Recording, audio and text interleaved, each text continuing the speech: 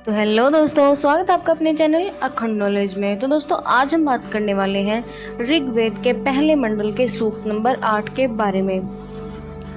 दोस्तों, इस सूक्त को मधुछंदा वैश्वामित्र जी ने लिखा है और इस सूक्त में हम इंद्रदेव का आह्वान करेंगे और इसमें श्री मधुछंदा वैश्वामित्र जी ने गायत्री छंद का प्रयोग किया है।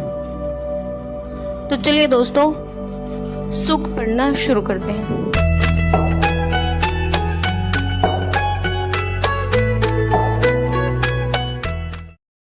इस सूक्त का हमारा पहला जो श्लोक है वो है कि इंद्र सानिसम रयिम सजित्वानम सदा सहम वर्षिष्ठ मुदये भर। क्या बोल रहा है कि हे इंद्रदेव, आप हमारे जीवन संरक्षण के लिए तथा शत्रुओं को पराभूत करने के निमित्त हमें ऐश्वर्य से पूर्ण करें। क्या बोल रहा है कि हमारा जीवन सफल हो, हमारा जीवन आनंदमय हो, तो इसलिए आप हमें ऐश्वर्य को प्रदान करें, ठीक है, और इतनी शक्ति प्रदान करें कि हम शत्रुओं का विनाश कर सकें, शत्रु हमें कोई भी हानि न पहुंचा सके, ठीक है। नेक्स्ट हमारा जो श्लोक है वो है कि नी येन मुष्टि हत्तया नी वृत्रा ऋण धाम हई तवो तासो नए व्रता। क्या बोल रहा है कि उस ऐश्वर्य के प्रभाव और आपके द्वारा रक्षित अश्वों के सहयोग से हम प्रहार करके या शक्ति का प्रयोग करके शत्रुओं को भगा देंगे। देखिए दोस्तों, इस जो मंत्र है, इस मंत्र में हमारे दो मीनिंग छुपे हैं। क्या बोल रहा है कि इन्होंने कहा है कि हमने जो अश्वों की रक्षा की है और आपने जो करवाई है अश्वों की रक्षा, मतलब एक यहाँ पे अश्व से मैंने पिछले भी सूक्त में बताया था कि अश्व का यहाँ मीनिंग स्पर्म भी है, ठीक है। तो यहाँ पे दो मीनिंग आते हैं निकल कर इस बात के कि एक तो हम स्पर्म को रक्षित करके, स्पर्म को हमारे इकट्ठा करके या संयोज के क्या करेंगे, हमारे अपने शरीर में जो दुश्मन है, हमारे अपने शरीर की जो कमियां हैं उनको पूरा करेंगे, ठीक है। और क्या करेंगे, बाहर के शत्रुओं को भी हम मारेंगे।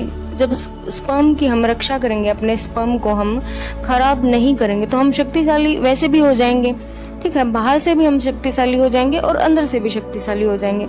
तो हम अपने अंदर के जानवर को और राक्षस को भी मार देंगे और क्या करेंगे, हम हमारे बाहर वाले शत्रुओं को भी मार देंगे, ठीक है। तो नेक्स्ट जो हमारा श्लोक है वो है कि इंद्र तवोतास आ वयम वज्रम घना ददीमहि जयेम समयुधि सप्रधा। क्या बोल रहा कि हे इंद्रदेव, आपके द्वारा संरक्षित होकर तीक्ष्ण वज्रों को धारण कर हम युद्ध में स्पर्धा करने वाले शत्रुओं पर विजय प्राप्त करेंगे। क्या बोल रहा है कि आपके द्वारा संरक्षित होकर, मतलब संरक्षित होने का मतलब क्या होता है कि आपके द्वारा हम सुरक्षित रहते हैं, आप हमें सुरक्षा प्रदान करते हैं, आप ही हमें सेफ रखते हैं, ठीक है। तो आपकी आड़ में या आपके नेतृत्व में हम बोल सकते हैं, हम क्या करेंगे, तीक्ष्ण वज्रों को धारण करके, मतलब जो हथियार है, इंद्रदेव जी का हथियार है वज्र, ठीक है। वो एक वज्र का काम, एक हथियार का काम करता है वज्र। तो क्या बोल रहा है कि तीक्ष्ण पैने हथियारों को धारण करके हम क्या करेंगे, युद्ध में स्पर्धा करने वाले शत्रुओं पर विजय प्राप्त करेंगे। जो हमारे सामने खड़ा है शत्रु, जो हमारी प्रतिस्पर्धी है कोई भी शत्रु, उन पर हम क्या करेंगे, विजय प्राप्त करेंगे, ठीक है। नेक्स्ट जो हमारा श्लोक है वो है कि वयम शूरे भीस सत्र भीरिंद्र तवया युजा वयम सासहाम प्रत्यनयता। क्या बोल रहा है कि हे इंद्रदेव, आपके द्वारा संरक्षित कुशल शस्त्र चालक वीरों के साथ हम अपने शत्रुओं को पराजित करें। मतलब आपने जैसे किसी की फौज होती है ना, तो ऐसे ही इंद्रदेव जी की भी फौज होगी। या वो खुद को भी बोल रहे होंगे, जो याज्ञिक जो लोग हैं वो खुद को भी बोल रहे होंगे कि हम आपके द्वारा जो संरक्षित क्या है, फौज है, हम आपके द्वारा संरक्षित सोल्जर हैं।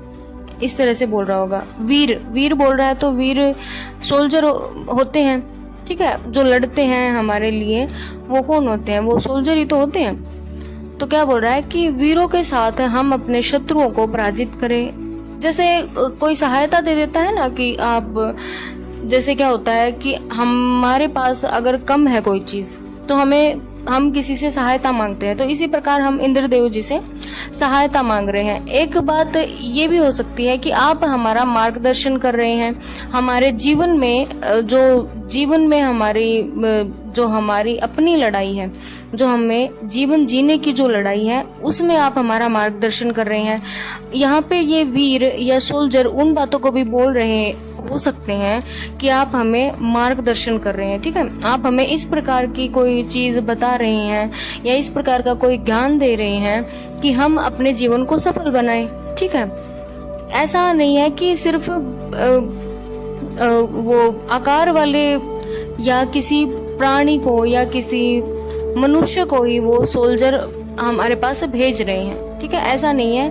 ऐसा भी हो सकता है इसका मीनिंग कि वो हमें किसी बात का ज्ञान दे रहे हैं कि हम उससे अपना जीवन सफल बनाएं, ठीक है। तो ज्ञान रूपी जो सोल्जर है वो आप हमें दे दें और हम उससे क्या करेंगे, हमारे जीवन में मार्गदर्शन प्राप्त करेंगे, ठीक है। और हमारा जीवन जो है सफल हो जाएगा, ठीक है।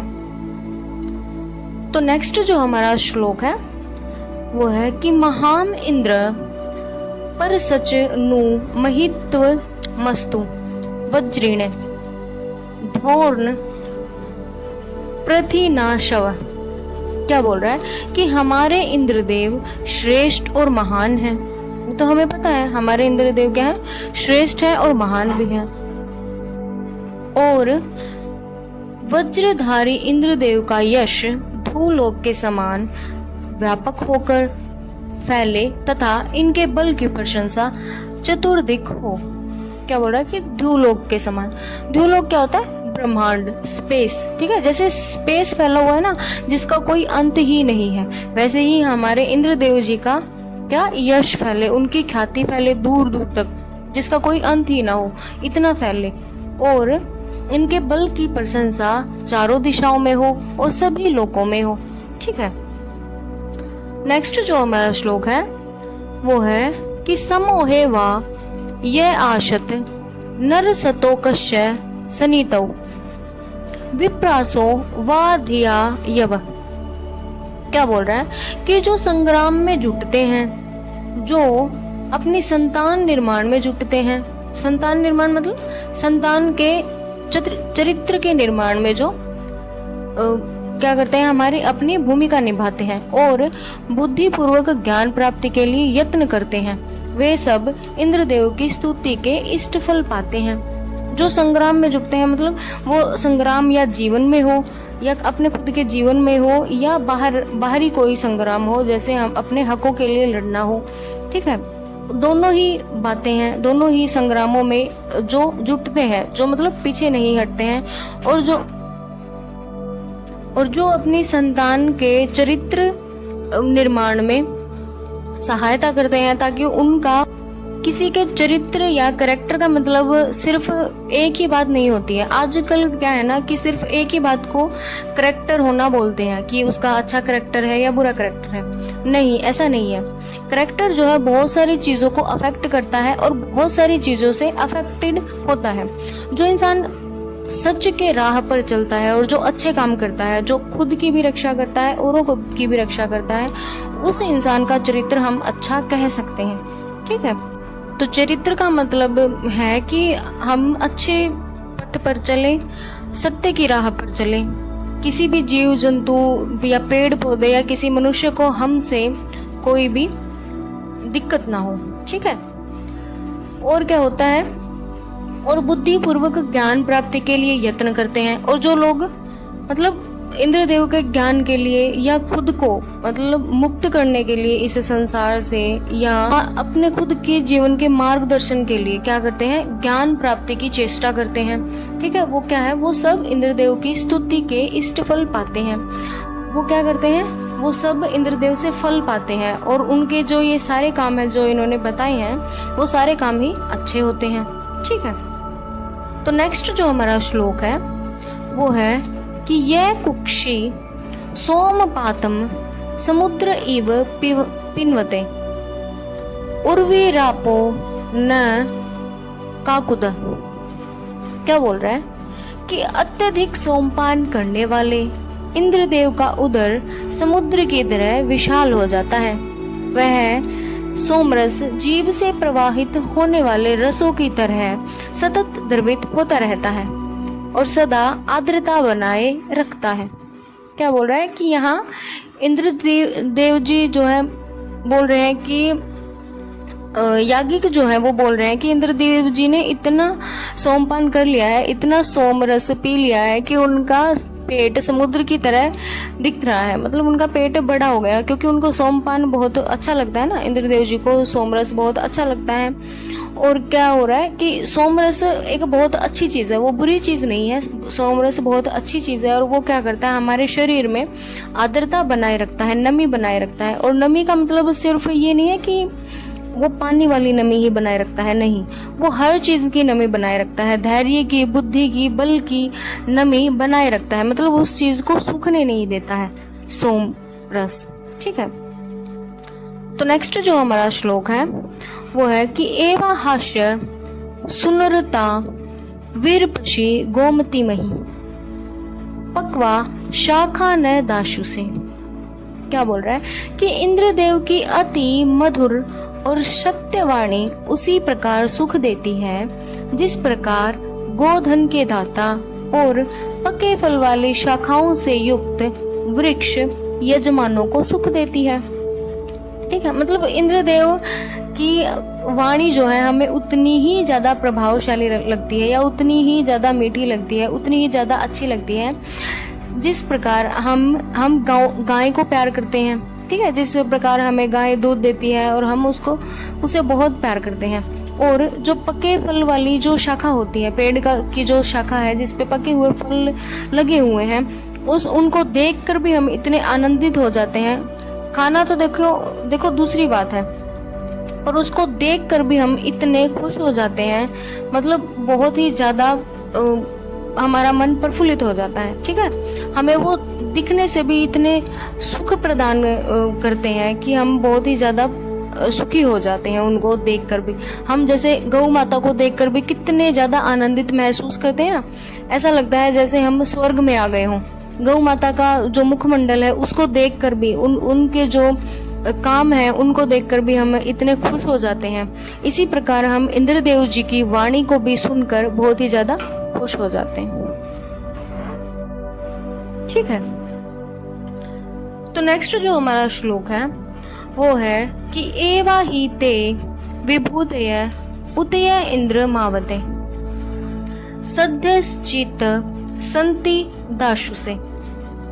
क्या बोल रहा है कि हे इंद्रदेव, हमारे लिए इष्टदात्री और संरक्षण प्रदान करने वाली जो आपकी विभूतियां हैं वे सभी दान देने या श्रेष्ठ कार्य में नियोजन करने वालों को भी तत्काल प्राप्त होती हैं।